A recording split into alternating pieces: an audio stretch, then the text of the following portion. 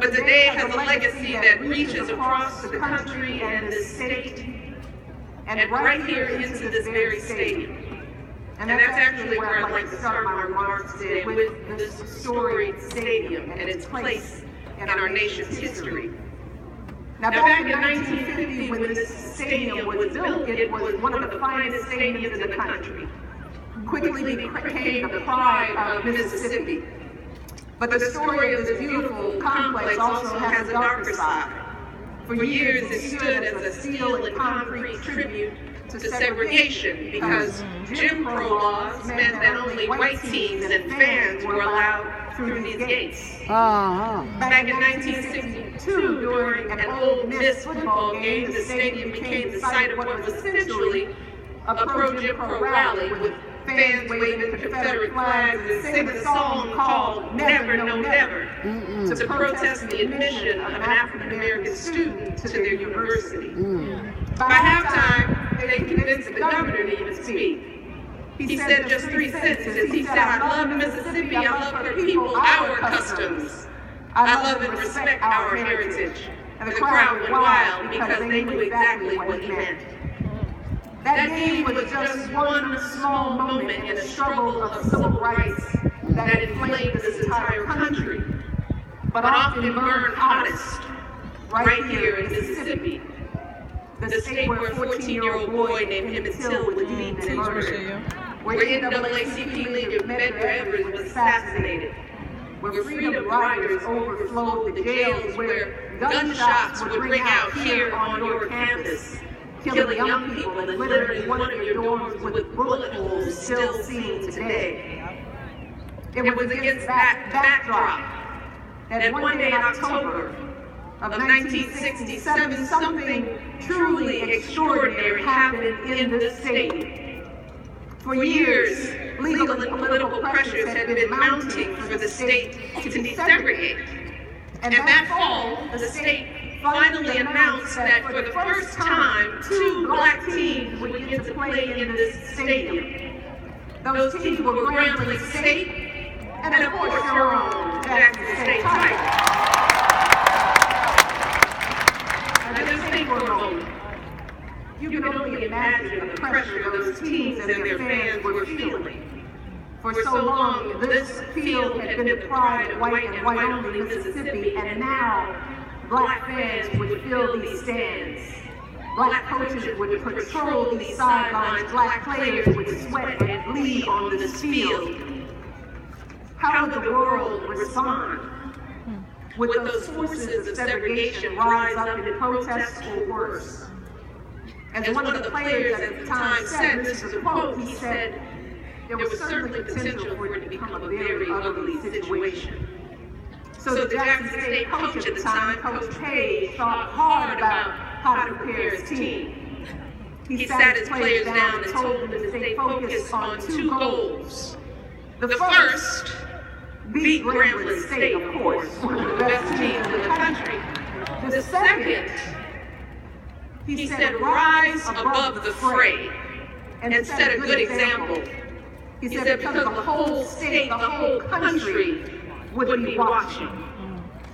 So the players made sure their shoes were shined, their laces tied.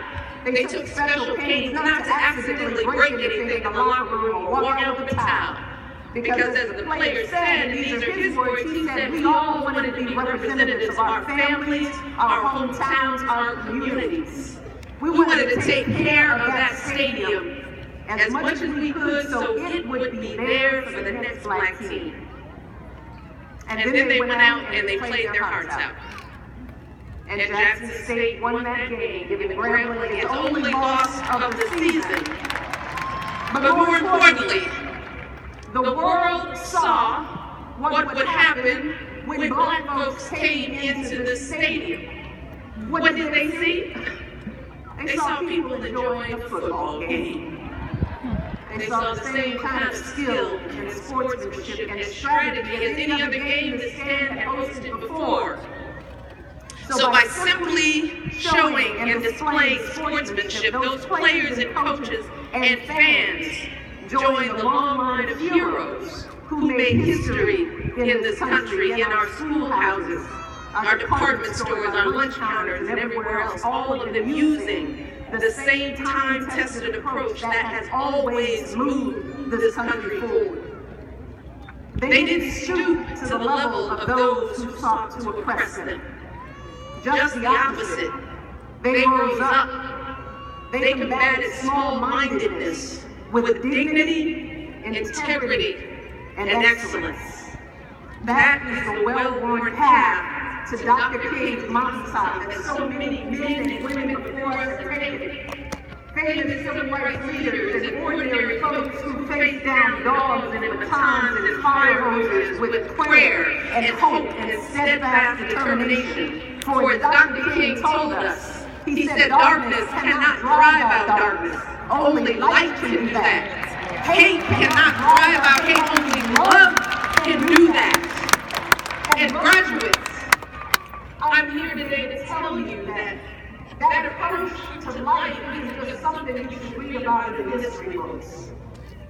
It's a roadmap for how to live your lives every single day. And how do I know? Because I've seen the power of that approach up close and personal. See, when I hear words like dignity and excellence, I think about my husband.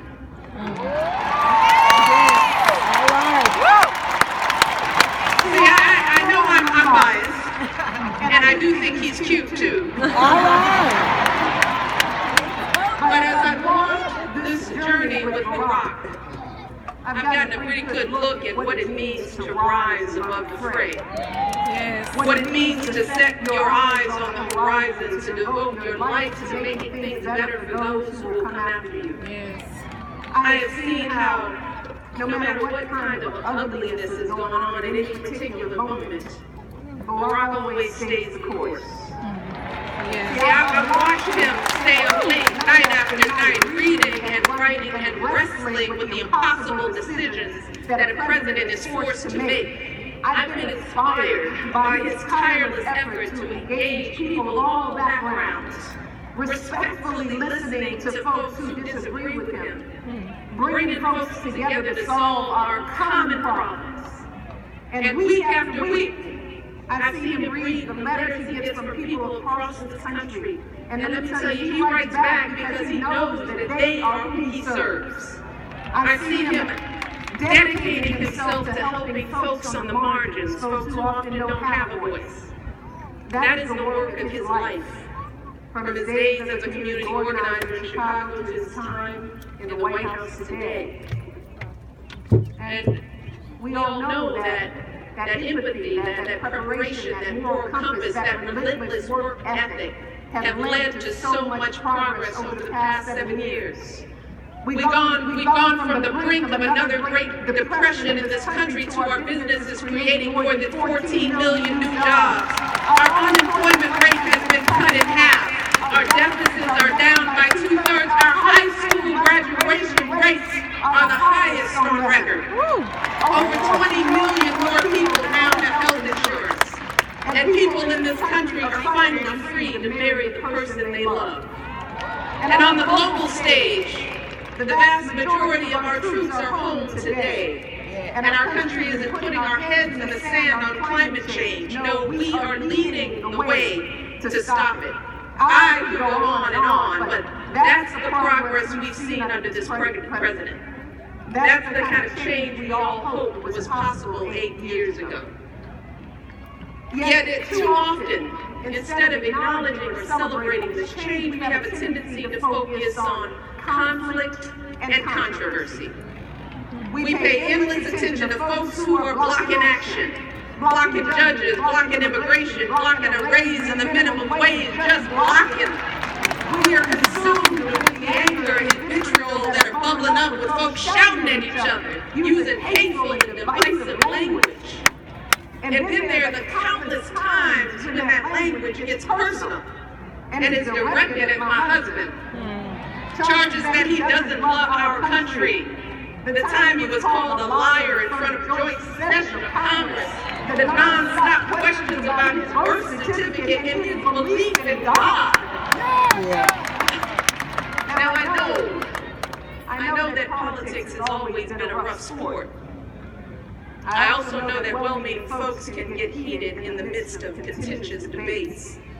And in light of today's 24-hour news cycle, in this era where our Facebook feeds are limited to the voices of folks who think exactly like we do, and our TVs and radios are exclusively tuned in to those who tell us only what we want to hear, it's not surprising that our disagreements have become more personal, more intense. It's not surprising that we too often demean or dismiss opinions that are different than our own. But we wouldn't be kidding ourselves if we didn't acknowledge that those age-old issues that have always roiled our country, the problems a lot of folks would just rather brush under the rug, those challenges are still with us today. We can't deny it. However, graduates, even in these volatile times, it would be unfair for us to ignore the changes we've seen in a generation. No longer can we be barred from a university or hotel or arrested for sitting at the front of the bus or forced to use a separate bathroom or water fountain because of the color of our skin. No one's going to poll test us by demanding that we recite the Constitution or correctly guess the number of jelly beans in a jar before we're allowed to vote. So yes, we continue to make progress here in America. But we also know that the shadows of the past have not completely disappeared. Despite all the progress we made, I know that so many of you still see these shadows every single day. Maybe it's when you're driving somewhere and you stop for no particular reason. Maybe it's when the store you enter into folks seem to keep an extra close eye on you as you shop.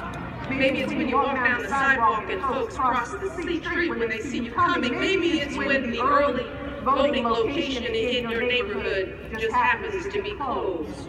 Or law is passed about the kind of ID you need to cast your vote. Maybe it's all those schools that, despite the laws, are still very much separate and unequal.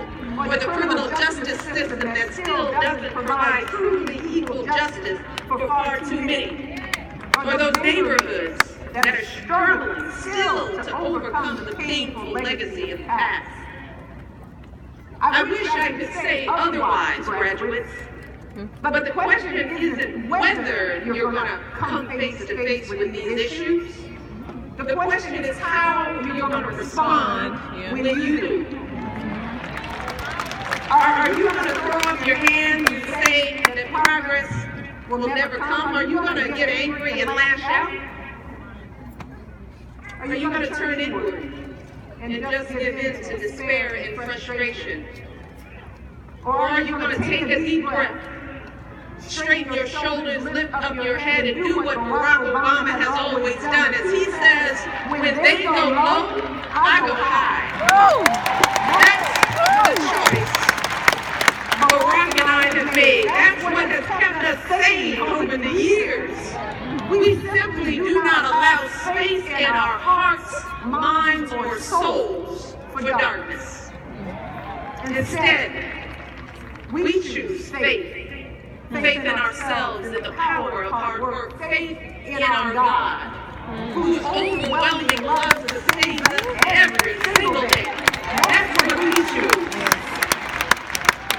We choose love. Our love for our children. Our commitment to leaving them a better world. Our love for our country, which has given us so many blessings and advantages.